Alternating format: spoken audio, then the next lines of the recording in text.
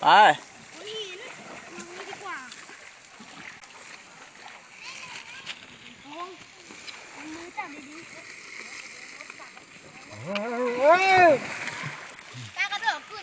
ไม่เอาแต่บิวได้แล้วนะลูกบิวมากินแม่หนูว่าอันน้ำแดงเหมือนป้าอันน้ำแดงที่ไหนอะไรแดงน้ำแดงเหมือนปลาแก้วไม่ใช่สปายนั่นน่ะย้อยกินอะไรย้อย